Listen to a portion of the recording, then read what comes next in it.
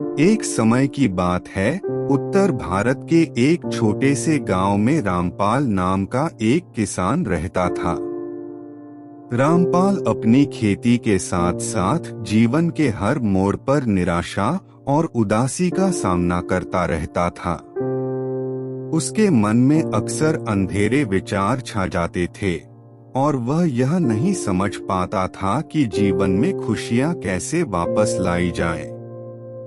एक दिन जब रामपाल खेत से लौट रहा था, उसने देखा कि गांव के पास के एक शांत सी झील के किनारे कुछ साधु ध्यान में लगे हैं।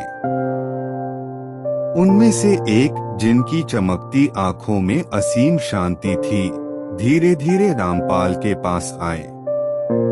रामपाल ने उनसे पूछा, गुरुदेव, मेरा मन क्यों इतना भारी रहता है?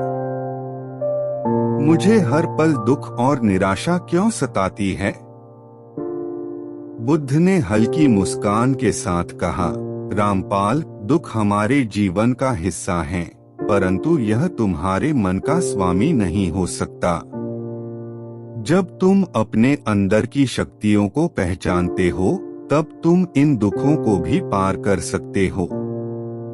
सबसे पहले अपने विचारों को समझो और स्वीकारो कि वे केवल मन के निर्माण हैं, न कि वास्तविकता।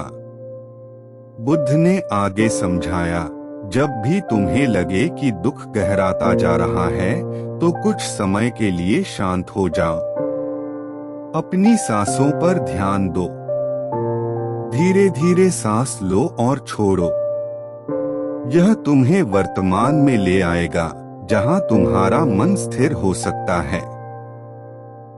अपने आप से कहो, मैं शांति में हूँ, मैं समर्थ हूँ। धीरे धीरे यह अभ्यास तुम्हारे मन में आत्मविश्वास और मानसिक शक्ति भर देगा। रामपाल ने बुद्ध के इन उपदेशों को ध्यान से सुना। अगले ही दिन से वह गांव के तालाब के किनारे बैठकर सांसों की गहराई में खो जाने लगा। उसने महसूस किया कि जैसे जैसे वह अपने मन को शांत करने लगा, उसके अंदर की पीड़ा और निराशा धीमे धीमे कम हो रही थी। समय के साथ रामपाल ने अपने दुखों को स्वीकारना और उन्हें एक चुनौती के रूप में लेना सीख लिया। उसने समझा कि जीवन में उतार चढ़ाव तो आते हैं, परंतु असली शक्ति अपने मन को नियंत्रित करने में है। बुद्ध के उपदेशों से प्रेरणा लेकर उसने न केवल अपने दुखों पर काबू पाया, बल्कि अपने जीवन में नई ऊर्जा और उमंग भी देखी। इस प्रकार रामपाल ने जाना कि मानसिक शक्ति के लिए सबसे पहले अपने आप को समझना और स्वीकारना आवश्यक है।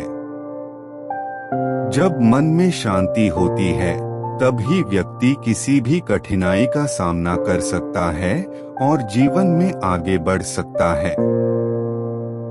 यह कहानी हमें यह सिखाती है कि हमारे दुख और निराशा हमारे मन की अवस्थाएं हैं, जिन्हें समझकर और शांति से स्वीकार करके हम अपनी आंतरिक शक्ति का विकास कर सकते हैं।